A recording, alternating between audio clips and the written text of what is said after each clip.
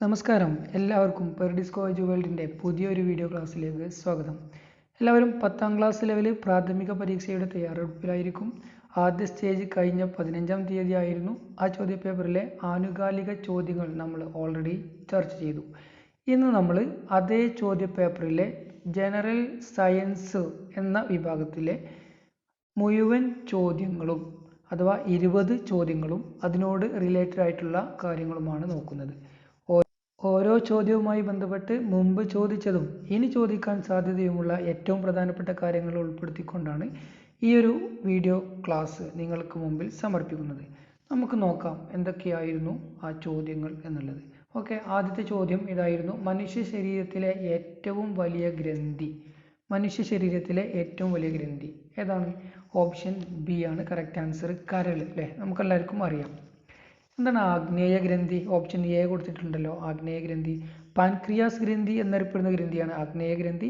അന്തസ്രാവി ഗ്രന്ഥിയായും ബഹിസ്രാവി ഗ്രന്ഥിയായും പ്രവർത്തിക്കുന്ന ഗ്രന്ഥി കൂടിയാണ് ആഗ്നേയ ഗ്രന്ഥി. ഓപ്ഷൻ സിയിലുള്ള വൃക്കയെ കുറിച്ച് എന്തൊക്കെ നമ്മൾ നോക്കണം? മനുഷ്യ ശരീരത്തിലെ അരിപ്പ എന്നറിയപ്പെടുന്നു. രക്തത്തിലെ വിഷപദാർത്ഥങ്ങളെ അരിച്ചു മാറ്റുന്ന അവയവം കൂടിയാണ് വൃക്ക. പീയൂഷ ഗ്രന്ഥി എന്താണ്? പയറുവൃത്തിന്റെ ആകൃതിയുള്ള ഗ്രന്ഥിയാണ്. മനുഷ്യ ശരീരത്തിലെ നായക ഗ്രന്ഥി എന്നും വളർച്ചാ ഗ്രന്ഥി എന്നും അറിയപ്പെടുന്ന ഗ്രന്ഥിയാണ് പീയൂഷ ഗ്രന്ഥി. നമുക്ക് നോക്കാം കരള്. കരളിനെ കുറിച്ചുള്ള ഏറ്റവും പ്രധാനപ്പെട്ട കാര്യങ്ങൾ: ശരീരത്തിലെ രാസപരീക്ഷണശാല എന്നറിയപ്പെടുന്നു. ഏറ്റവും വലിയ ആന്തരിക അവയവമാണ് കരള്. ഏറ്റവും വലിയ രണ്ടാമത്തെ അവയവം. മനുഷ്യ ശരീരത്തിലെ ഏറ്റവും വലിയ ഗ്രന്ഥി. പുനരുജ്ജീവന ശേഷിയുള്ള ഏക അവയവം. രക്തത്തിൽ അധികമുള്ള ഗ്ലൂക്കോസിനെ ഗ്ലൈക്കോജനാക്കി സംഭരിക്കുന്ന അവയവം. മദ്യം ബാധിക്കുന്ന ശരീരാവയവം. ഓക്കെ അല്ലേ? അടുത്ത ചോദ്യം: രക്തത്തിൽ കാൽസ്യത്തിന്റെ അളവ് ക്രമാതീതമായി കുറയുമ്പോൾ ഉണ്ടാകുന്ന പേശികളുടെ കോച്ചി വലിവ് എന്തു പേരിൽ അറിയപ്പെടുന്നു? ഏതായിരുന്നു ഇവിടെ ആൻസർ? ഓപ്ഷൻ സി ആണ്, ടെറ്റനിയാണ്. ടെറ്റനി. ചില ആളുകൾ സന്ധിവാതം ആണെന്ന് വിചാരിക്കും. പക്ഷെ എന്താണ് സന്ധിവാതം? കോശജ്വലനവും അസുഖവും പ്രായാധിക്യവും കാരണം സന്ധിക്കുണ്ടാകുന്ന കേടുപാടുകളും മറ്റുമാണ് സന്ധിവാതത്തിന് കാരണം. അപ്പോൾ ഗൗട്ടോ? Option B. യൂറിക് ആസിഡ് അധികരിക്കുന്നത് കാരണം സന്ധികളെ ആശ്രയിച്ചുണ്ടാകുന്ന രോഗമാണ് ഗൗട്ട് അഥവാ ഗൗട്ടി ആർത്രൈറ്റിസ്. പ്രധാനമായും സന്ധിവേദനയാണ് ഇവിടെയും അനുഭവപ്പെടുന്നത്. Then diabetes. നമുക്കറിയാം, ഇൻസുലിൻ്റെ കുറവോ പ്രവർത്തന വൈകല്യമോ ആണ് രോഗത്തിന് കാരണം. പ്രമേഹ ദിനം എന്നാണ് നവംബർ 14 പ്രമേഹ ദിനം. അടുത്ത ചോദ്യം: രക്തം കട്ടപിടിക്കാൻ സഹായിക്കുന്ന വിറ്റാമിൻ. നമ്മൾ കഴിഞ്ഞ പ്രിലിമിനറി എക്സാമിൻ്റെ അഥവാ 2021 നടന്ന പ്രിലിമിനറി എക്സാമിലെ മുഴുവൻ സയൻസ് ചോദ്യങ്ങളും ചർച്ച ചെയ്തിരുന്നു. അതിൽ പറഞ്ഞിരുന്നു, അത് ഇതേ ക്വസ്റ്റ്യൻ തന്നെ അവിടെ വന്നിട്ടുണ്ട്. വിറ്റാമിൻ കെ ആൻസർ അല്ലേ? വിറ്റാമിൻ കെ ആണ് രക്തം കട്ട പിടിക്കാൻ സഹായിക്കുന്ന വിറ്റാമിൻ. കെ കട്ട എന്ന് അങ്ങനെ ഒരു എന്താ പറയുക കണക്ട് ചെയ്ത് നമ്മൾ പറഞ്ഞിരുന്നു. എന്താണ് വിറ്റാമിൻ എ? വിറ്റാമിൻ എയുമായി ബന്ധപ്പെട്ട എന്താ? കണ്ണ്, ചർമ്മം, രോമം എന്നിവയുടെ ആരോഗ്യത്തിന് ആവശ്യമായ വിറ്റാമിനാണ് വിറ്റാമിൻ എ. വിറ്റാമിൻ സിയോ? Vitamin C anti cancer vitamin എന്നും ഫ്രഷ് ഫുഡ് വിറ്റാമിൻ എന്നിങ്ങനെ അറിയപ്പെടുന്നു. രോഗപ്രതിരോധ ശേഷിക്ക് അത്യന്താപേക്ഷിതമായ വിറ്റാമിനാണ് വിറ്റാമിൻ സി. വിറ്റാമിൻ ഇ എന്താണ്? നാഡികളുടെയും ചുവന്ന രക്താണുക്കളുടെയും ആരോഗ്യത്തിന് ആവശ്യമായ വിറ്റാമിനാണ് വിറ്റാമിൻ ഇ. ഓക്കെ അല്ലേ? നമുക്ക് നോക്കാം എന്തൊക്കെയാണ് വിറ്റാമിൻ കെയുമായി ബന്ധപ്പെട്ട് നമ്മൾ നോക്കേണ്ടത്. ശാസ്ത്രീയ നാമം ഫില്ലോക്കിനോൺ. കരളിൻ്റെ പ്രവർത്തനങ്ങൾക്ക് ആവശ്യമായ വിറ്റാമിൻ. തണുപ്പിക്കുമ്പോൾ നഷ്ടപ്പെടുന്ന വിറ്റാമിൻ. ചെറുകുടലിലെ ബാക്ടീരിയകൾ നിർമ്മിക്കുന്ന വിറ്റാമിൻ. അപര്യാപ്തത രോഗം ഹീമോഫീലിയ. വിറ്റാമിൻ കെയുടെ അപര്യാപ്തത രോഗം. ലോക ഹീമോഫീലിയ ദിനം ഏപ്രിൽ 17. എവിടെ നിന്നൊക്കെ ലഭിക്കുന്നു? ഇലക്കറികൾ, ക്യാബേജ്, ചീര, കോളിഫ്ലവർ എന്നിവയിൽ നിന്നൊക്കെ വിറ്റാമിൻ കെ സുലഭമായി ലഭിക്കുന്നു. ദെൻ പുകവലി മൂലം ശ്വാസകോശത്തിന് ഉണ്ടാകുന്ന രോഗം എന്താണ്? Option B emphysema. അല്ലേ? എംഫിസീമ. എന്താണ് ടൈഫോയിഡ്? ടൈഫോയിഡ് ഒരു ബാക്ടീരിയ രോഗമാണ്. വെള്ളം, ആഹാരം എന്നിവയിലൂടെ പകരുന്ന രോഗമാണ് ടൈഫോയിഡ്. മലേറിയ മനുഷ്യരിലും മൃഗങ്ങളിലും കൊതുക് പരത്തുന്ന ഒരു സാംക്രമിക രോഗമാണ് മലമ്പനി അഥവാ മലേറിയ. ചതുപ്പുപനി എന്നും അറിയപ്പെടുന്നു. പരത്തുന്നത് അനോഫിലസ് പെൺകൊതുകുകൾ ആണ്. അനോഫിലസ് പെൺകൊതുകുകൾ. ലോക മലേറിയ ദിനം ഏപ്രിൽ 25 ലോക മലേറിയ ദിനം. ന്യൂമോണിയക്ക് കാരണം എന്താണ്? ന്യൂമോണിയ വായുവിലൂടെ പകരുന്ന രോഗമാണ്. ന്യൂമോണിയ ഒരു ബാക്ടീരിയ രോഗമാണ്. ശ്വാസകോശത്തെ ബാധിക്കുന്ന രോഗം കൂടിയാണ് ന്യൂമോണിയ. ഓക്കെ അല്ലേ? ദെൻ കേരള സർക്കാരിൻ്റെ സമ്പൂർണ്ണ അവയവദാന പദ്ധതി ഏതാണ്? സമ്പൂർണ്ണ അവയവദാന പദ്ധതി ഓപ്ഷൻ ഡി മൃത സഞ്ജീവനി. എന്ത് സാന്ത്വനം പദ്ധതി? സാന്ത്വനം പ്രവാസ ജീവിതം കഴിഞ്ഞ് നാട്ടിൽ തിരികെ എത്തി ദുരിതം അനുഭവിക്കുന്നവർക്ക് ആശ്വാസമാവുന്ന സർക്കാരിൻ്റെ പദ്ധതിയായിരുന്നു സാന്ത്വനം പദ്ധതി. എന്നാൽ ഇതേ പേരിൽ തന്നെ കുടുംബശ്രീയുടെ ഒരു സാന്ത്വന പദ്ധതി ഉണ്ട്. അതെന്താണ്? പരിചരിക്കാൻ ആരുമില്ലാത്തവർക്കും വിവിധ അസൗകര്യങ്ങളാൽ ആശുപത്രികളിലും മെഡിക്കൽ ലാബുകളിലും നേരിട്ട് പോയി ജീവിതശൈലി രോഗനിർണയം നടത്താൻ കഴിയാത്തതുമായ വ്യക്തികൾക്ക് വീടുകളിൽ ചെന്ന് രക്തസമ്മർദ്ദം, പ്രമേഹം, കൊളസ്ട്രോൾ, ബോഡി മാസ് ഇൻഡെക്സ് എന്നിവ പരിശോധിച്ച് മിതമായ നിരക്കിൽ കൃത്യമായ പരിശോധനാ ഫലം നൽകുന്ന പദ്ധതിയാണ് സാന്ത്വനം, കുടുംബശ്രീയുടെ സാന്ത്വനം. ഓക്കെ അല്ലേ? എന്താ ശുഭയാത്ര? കേരള സംസ്ഥാന വികലാംഗ ക്ഷേമ കോർപ്പറേഷൻ നടപ്പാക്കുന്ന ചലന വൈകല്യമുള്ളവർക്ക് ഹൈടെക് വീൽ ചെയർ പദ്ധതിയാണ് ശുഭയാത്ര. എന്താ ആയുർദളം? എയ്ഡ്സ് ബോധവൽക്കരണത്തിന് വേണ്ടിയുള്ള പദ്ധതിയാണ് ആയുർദളം. ദെൻ തെങ്ങിൻ്റെ സങ്കര ഇനം അല്ലാത്തത്, താഴെ കൊടുത്തിരിക്കുന്നവയിൽ തെങ്ങിൻ്റെ സങ്കര ഇനം അല്ലാത്തത് ഏതാണ്?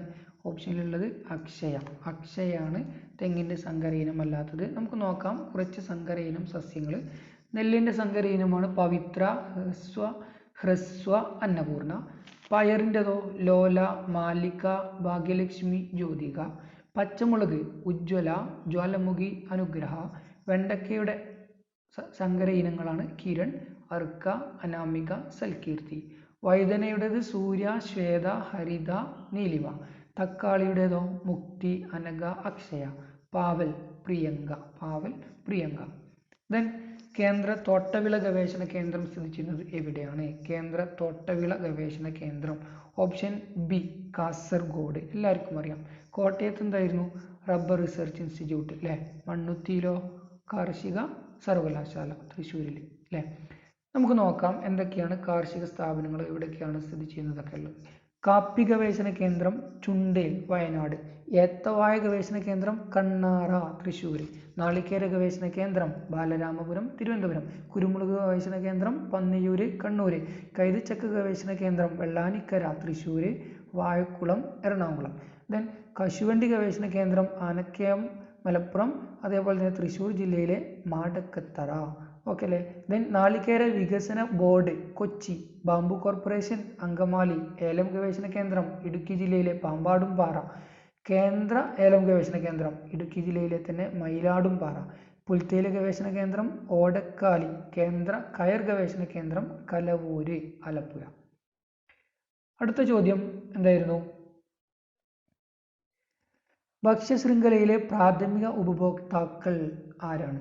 ഭക്ഷ്യശൃംഖലയിലെ പ്രാഥമിക ഉപഭോക്താക്കൾ ഓപ്ഷൻ സി സസ്യബുക്ക് അല്ലേ? സസ്യബുക്ക്.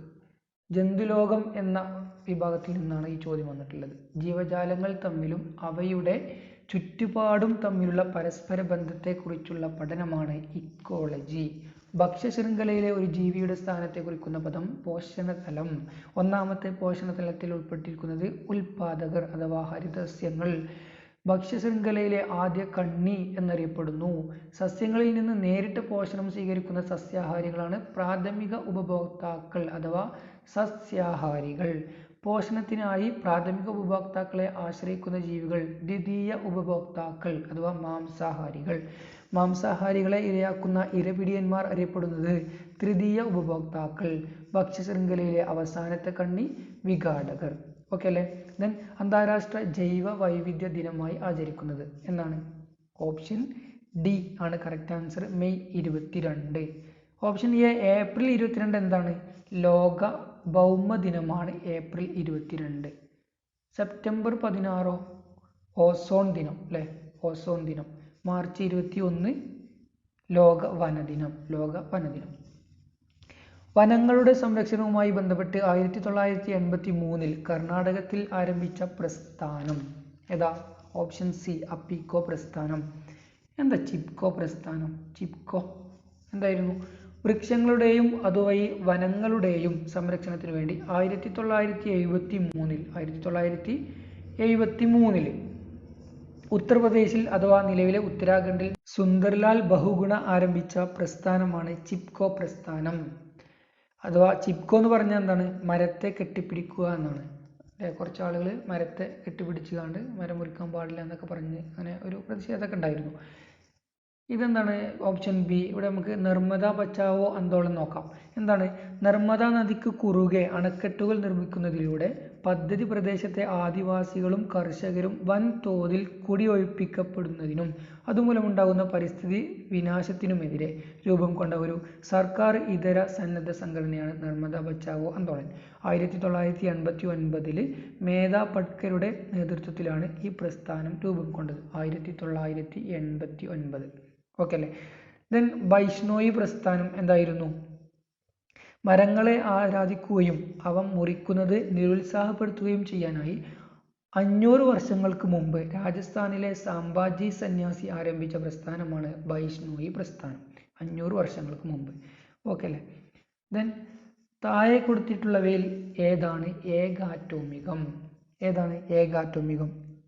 ഓപ്ഷൻ എ ആണ് കറക്റ്റ് ആൻസർ. ഹീലിയം. ഹീലിയം.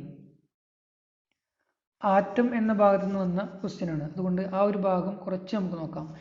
ഒരു രാസമൂലകത്തിന്റെ എല്ലാ ഗുണങ്ങളും പ്രകടിപ്പിക്കുന്ന ഏറ്റവും ചെറിയ കണികയാണ് ആറ്റം അഥവാ അണു. ഒരു മൂലകത്തിന്റെ ഭൗതികപരമായ ഏറ്റവും ചെറിയ കണിക തന്മാത്ര. ഒരു മൂലകത്തിന്റെ തന്മാത്രയിൽ ഒരു ആറ്റം മാത്രമുണ്ടെങ്കിൽ അവയെ പറയുന്ന പേരാണ് ഏകാറ്റോമിക തന്മാത്ര. ലോഹങ്ങൾ, ഉത്കൃഷ്ട മൂലകങ്ങൾ ഒക്കെ ഇതിന് ഉദാഹരണമാണ്. ദെൻ ഒരു മൂലകത്തിന്റെ തന്മാത്രയിൽ 2 ആറ്റങ്ങൾ ഉണ്ടെങ്കിൽ ദ്വയാറ്റോമിക തന്മാത്ര. ഒരു മൂലകത്തിന്റെ തന്മാത്രയിൽ 2ൽ കൂടുതൽ ആറ്റങ്ങൾ ഉണ്ടെങ്കിൽ ബഹു ആറ്റോമിക തന്മാത്ര. ഉദാഹരണം ഫോസ്ഫറസ്, സൾഫർ. ഓക്കെ അല്ലേ? അടുത്ത ചോദ്യം, ഇരുമ്പിന്റെ അയിരുകൾ ഏതെല്ലാം? ഇരുമ്പിന്റെ അയിരുകൾ. ഓപ്ഷൻ ഡി ആണ് correct answer. Hematite, magnetite. Hematite, magnetite. അയിരുകൾ അല്ലെ, ലോഹങ്ങൾ, അയിരുകൾ. കുറച്ച് കാര്യങ്ങൾ നമുക്ക് നോക്കാം. അലുമിനിയത്തിന്റെ അയിരാണ് ബോക്സൈറ്റ്, ക്രയോലൈറ്റ്. യുറേനിയത്തിൻ്റെതോ pitch blende, carnotite. Titanium, ilmenite, rutile. Mercury, cinnabar. Magnesium, magnesite, dolomite. Dolomite. Then സിങ്കിൻ്റെത് കലാമൈ, സിങ്ക് ബ്ലെൻഡ്. ഇരുമ്പിൻ്റെതോ hematite, magnetite, iron pyrites, siderite. Lead അഥവാ കറുത്തീയം എന്താണ്? ഗലീന. ഗലീന. ചെമ്പിൻ്റെതോ മാലക്കൈറ്റ്, ചാൽക്കോ പൈറൈറ്റ്, കുപ്രൈറ്റ്, അതുപോലെ തന്നെ ചാൽക്കോസൈറ്റ്. ദെൻ ടിന്ന് അഥവാ വെളുത്തീയം, കാസിറ്ററൈറ്റ്. കാസിറ്ററൈറ്റ്. ദെൻ അടുത്ത ചോദ്യം, അസറ്റോബാക്ടർ ബാക്ടീരിയ അന്തരീക്ഷത്തിലെ ഏതു വാതകവുമായി പ്രവർത്തിച്ചാണ് നൈട്രേറ്റ് ഉണ്ടാവുന്നത്? ഏതു വാതകവുമായിട്ടാണ്? ഓപ്ഷൻ സി നൈട്രജൻ അല്ലേ, നൈട്രജൻ. ദെൻ അടുത്ത ചോദ്യം, നേർപ്പിച്ച ഹൈഡ്രോക്ലോറിക് ആസിഡ് സിങ്ക് എന്ന മൂലകവുമായി പ്രവർത്തിച്ചാൽ ഉണ്ടാകുന്ന വാതകം ഏതാണ്? ഏത് വാതകമാണ് ഉണ്ടാവുക? ഓപ്ഷൻ ഡി ആണ് ഹൈഡ്രജൻ. ഹൈഡ്രജൻ. ഇവിടെ നമ്മൾ എന്താ നോക്കേണ്ടത്? ഇവിടെ നമ്മൾ ഹൈഡ്രോക്ലോറിക് ആസിഡിനെ കുറിച്ചുള്ള കുറച്ച് ഫാക്റ്റുകൾ നോക്കാം. മ്യൂറിയാറ്റിക് ആസിഡ് എന്നറിയപ്പെടുന്നതാണ് ഹൈഡ്രോക്ലോറിക് ആസിഡ്. ആമാശയ രസത്തിൽ അടങ്ങിയിരിക്കുന്ന ആസിഡാണ്. ഓക്സിജൻ അടങ്ങിയിട്ടില്ലാത്ത ആസിഡാണ്. സ്പിരിറ്റ് ഓഫ് സാൾട്ട് എന്നറിയപ്പെടുന്നതാണ് ഹൈഡ്രോക്ലോറിക് ആസിഡ്. ഓക്കെ അല്ലേ? ദെൻ പാല് കേടാകാതെ സൂക്ഷിക്കാൻ ഉപയോഗിക്കുന്ന രീതിയെ പറയുന്ന പേര് എന്താണ്? എന്താണ്? Option B pasteurization. പാസ്ചറൈസേഷൻ. പാലുമായി ബന്ധപ്പെട്ട് കുറച്ച് കാര്യങ്ങൾ നമുക്ക് നോക്കാം. ഏറ്റവും സമീകൃത ആഹാരമായി അറിയപ്പെടുന്നു. ലോകത്തിൽ ഏറ്റവും കൂടുതൽ പാലും പാലുൽപ്പന്നങ്ങളും ഉപയോഗിക്കുന്നത് ഫിൻലാൻഡുകാർ.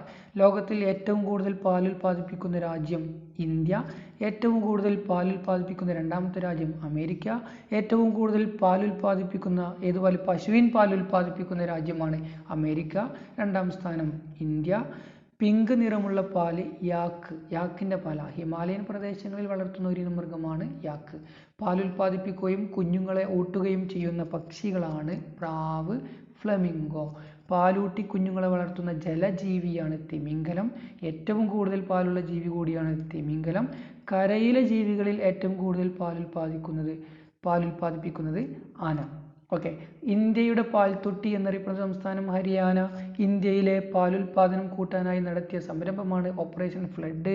ഇന്ത്യയിൽ പാലുൽപാദനത്തിനുണ്ടായ കുതിച്ചുചാട്ടം അറിയപ്പെടുന്നത് ധവള വിപ്ലവം.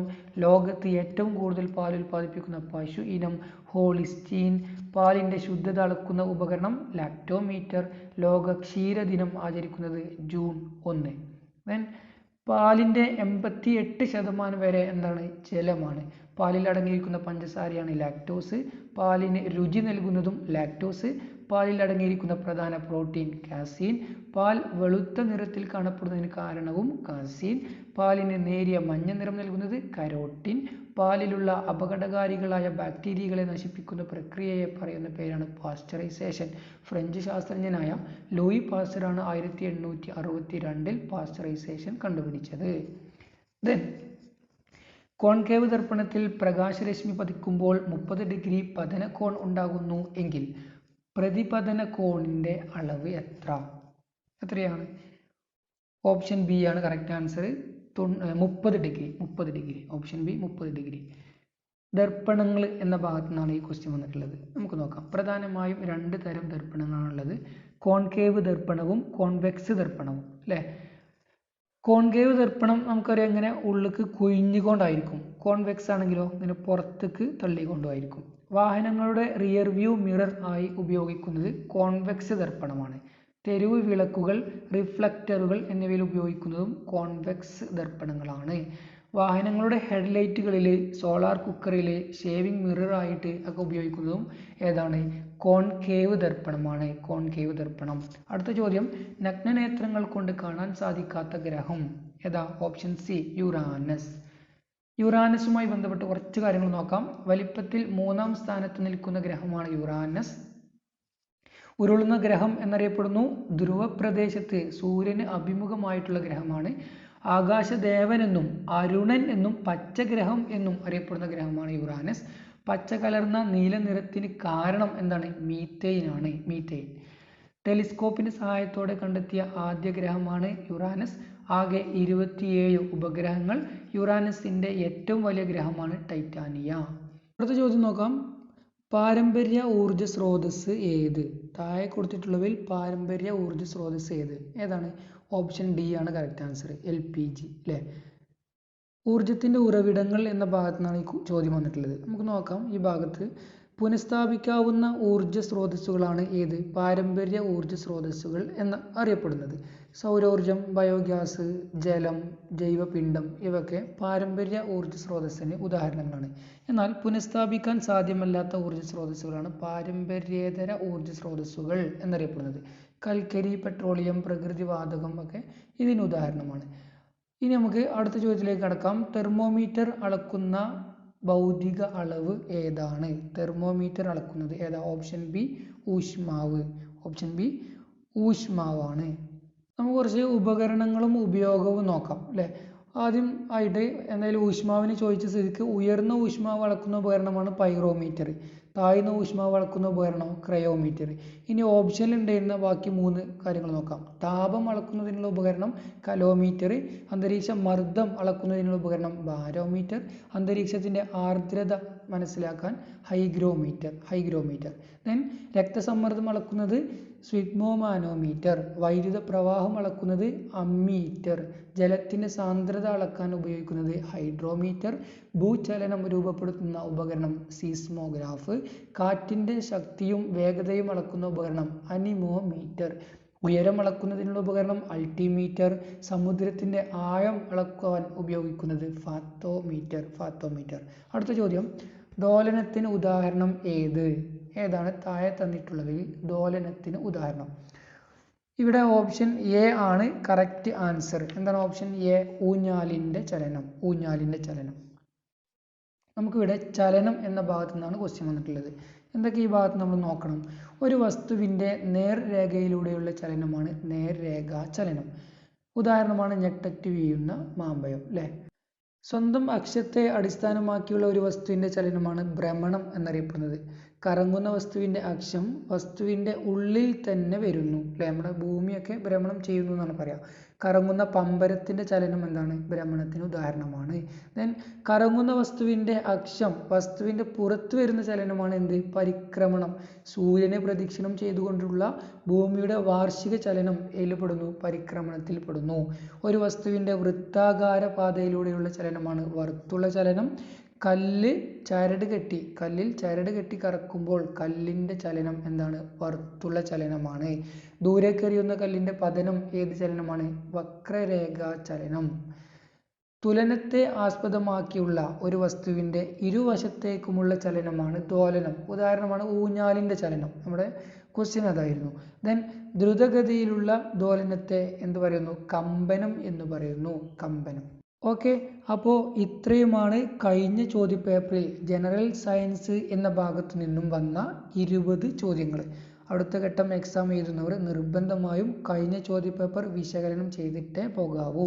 അപ്പോൾ എല്ലാവർക്കും all the best. Have A nice day. Thank you.